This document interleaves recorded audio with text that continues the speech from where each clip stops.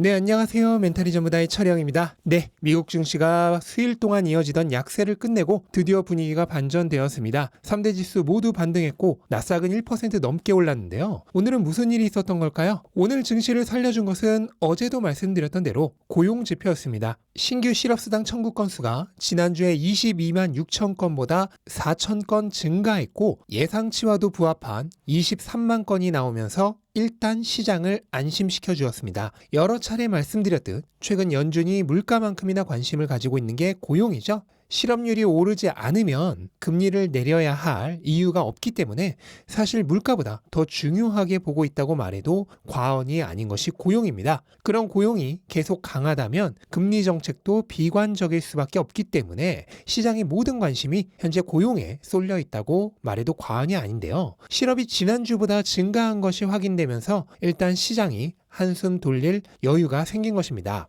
그런데 수치적으로만 놓고 보면 예측치와 동일하고 지난주보다도 아주 약간 실업이 증가한 게 시장에 영향을 줄 정도인가 하는 궁금증이 생기실 수 있는데요. 오늘 특히나 중요했던 것은 신규 실업수당 청구보다는 연속 실업수당 청구 건수였습니다. 매주 큰 변동이 존재할 수 있는 신규 실업수당 청구보다 고용시장의 전반적인 추세를 알려주는 역할을 하는 게 연속 청구 건수입니다. 이런 연속 청구 건수가 지난주에 161만 건보다 6만 건 높고 예측치보다도 7만 건 높은 167만 건을 기록했는데 이건 작년 말 이후 1년 만에 최대 증가폭입니다. 이렇게 추세적으로 실업수당 청구가 증가하고 있다는 것이 오늘 시장을 안심시켰던 최대의 요인이 되었습니다. 실업수당 청구 건수, 특히 연속 청구 건수의 증가는 노동자들이 일자리를 잃은 후 다시 일자리를 찾기까지 얼마나 어려움을 느끼고 있는지를 나타내주는 지표입니다. 이게 감소한다면 그만큼 쉽게 새로운 일자리를 찾고 있다는 것이고요. 증가한다면 그만큼 새로운 구직에 어려움을 겪고 있다는 뜻이 됩니다. 결과적으로 고용시장 강세와 직결이 되는데요. 현재로서는 증가 추세를 유지해주는 것이 고용시장의 약세를 나타내면서 물가와 금리 양쪽에 모두 도움이 될 것으로 생각해도 문제가 없습니다. 그럼 이제 고용지표까지 발표가 됐으니 다음 주 소비자 물가 발표와 FOMC 때까지는 안심을 해도 되는 걸까요? 안타깝게도 그렇지 못합니다. 오늘 또 엄청나게 중요한 지표가 발표되기 때문입니다. 바로 소비자 물가의 예고평격인 생산자 물가가 발표됩니다. 기업들이 지출하는 비용에 해당하는 생산자 물가 지수는 소비자 물가 지수의 선행 지표죠. 기업이 더 낮은 비용으로 지출하게 되면 그만큼 사용한 비용이 줄어들면서 제품과 서비스의 가격이 하락할 요인이 됩니다. 또한 소비자 물가 지수의 분위기를 미리 점칠 수도 있죠. 따라서 상당히 중요한데요. 현재 시장은 이 생산자 물가 지수가 이번 달에 상당히 낮아질 것으로 보고 있습니다. 지난달의 경우 전달보다 0.4% 줄어든 8%를 기록했는데 이번 달은 그 2배인 0.8%가 줄어든 7.2%가 될 것으로 보고 있습니다. 이것이 꼭 유가 하락의 영향이냐 하면 그렇지도 않습니다. 유가의 영향을 제외한 근원 PPI도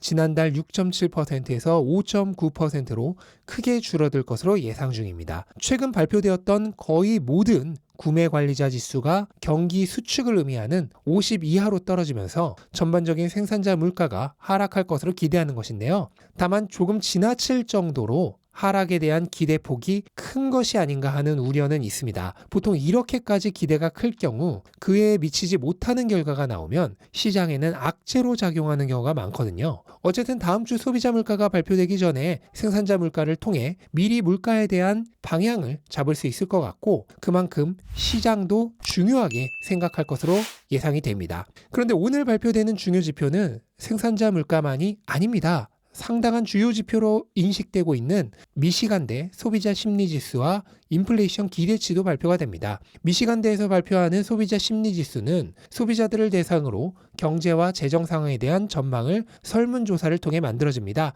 100을 기준으로 해서 점수가 높을수록 긍정적이고 낮을수록 부정적인 상황을 나타내는데요. 보통 월 초반에 선행치를 한번 발표하고 후반에 확정치를 발표하는데 오늘은 선행치가 발표되는 날입니다. 이번 달은 지지난달과 지난달의 중간 수준인 57 정도가 나올 것으로 예상이 되는데요. 현재로선 낮게 나오는 것이 그만큼 소비자들의 지출 여력이 없다는 뜻이고 물가 하락에 도움이 된다는 뜻이기 때문에 호재로 받아들여질 것입니다. 또한 5년 인플레이션 기대치도 발표가 되는데요. 마찬가지로 선행치입니다.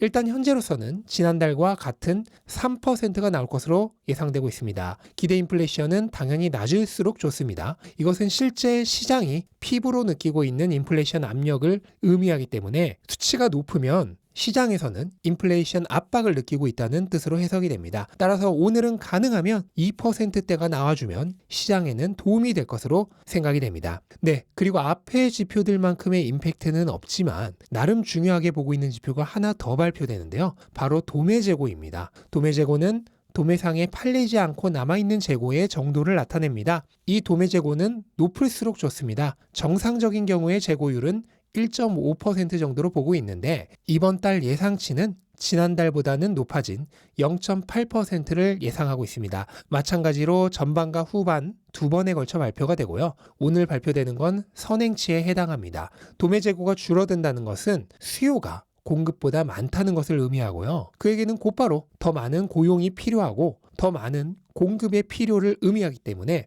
곧바로 물가 상승으로 이어집니다. 따라서 현재로선 도매 재고가 증가하고 있는 것이 시장에는 도움이 되겠습니다. 네, 그리고 개별 기업 하나만 보자면 현재 테슬라 주가가 계속해서 최악의 상황을 겪고 있는데요. 오늘도 장중에 170달러대도 깨지면서 지난번 바닥에 거의 근접한 수준까지 떨어졌습니다. 오늘 테슬라 주가가 하락한 이유는 계속되는 중국 수요의 불확실성 때문입니다. 어제도 특정 소스를 통해 기가 상하이가 조만간 실제로 근무 시간을 줄여서 생산량 감소에 들어간다는 루머가 있었는데요. 아직 완전한 루머 단계라 따로 자료를 보여드리진 않겠지만 어쨌든 그런 루머 하나에도 현재 테슬라의 주가는 민감하게 반응할 정도로 투심이 약해져 있습니다. 제가 지난 영상에서도 설명드렸듯 기가 상하이가 조만간 생산량 조절을 할 가능성은 얼마든지 있습니다. 하지만 그것이 꼭 테슬라의 수요 약화를 의미하지는 않습니다. 이번 연말은 중국의 자동차 수요 자체가 가장 적은 시즌이었습니다. 최악이었던 중국 경기에 영향이 크겠죠. 또한 테슬라는 10월 말까지 혼자 지나치게 가격을 올렸던 것에 영향도 받고 있습니다. 원래 최적의 수요 공급 지점을 찾기 위한 일종의 0.4격은 기업에게 있어서도 당연한 것입니다. 언제까지고 무한대로 만드는 대로 다 팔리는 회사는 이 세상 어디에도 없습니다. 테슬라 역시도 그 시기는 지나가고 있고 이제 시장에 맞춰가야 하는 시기도 온 것입니다. 대부분의 투자자들의 테슬라의 미래 가치를 파악하기 위한 실적 예상 시기는 2025년이나 2026년 정도로 설정이 되어 있고 그 시기까지 무한대로 팔릴 거라 생각한 사람은 없습니다. 그러니까 지금처럼 시장에 슬슬 맞출 필요가 있는 시기는 이미 계산 안에서 벌어지고 있는 상황이란 뜻입니다. 적절한 수요 공급의 밸런스를 맞춰가면서 테슬라는 또 그에 맞는 수익성을 확보할 것입니다. 이것을 잘 해나가는지를 체크하면 되는 것이죠.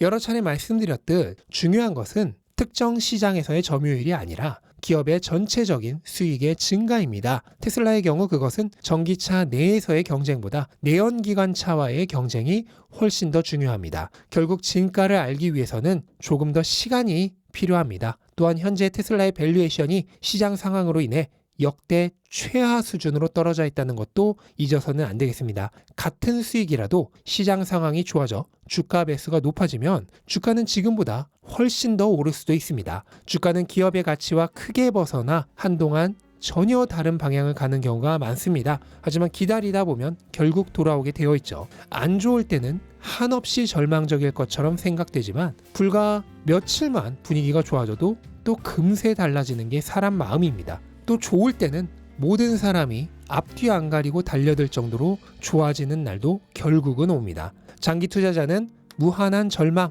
무한한 희망 둘 중 어디에도 집착해서는 안 되겠습니다. 항상 부산물인 가격이 아니라 본체인 가치를 꼭 붙들고 놓지 않는 투자자가 되어야 하겠습니다. 네, 이것으로 오늘 영상은 마치도록 하겠습니다. 영상 도움되셨다면 구독과 좋아요 부탁드리고 즐거운 하루 되시기 바랍니다. 감사합니다.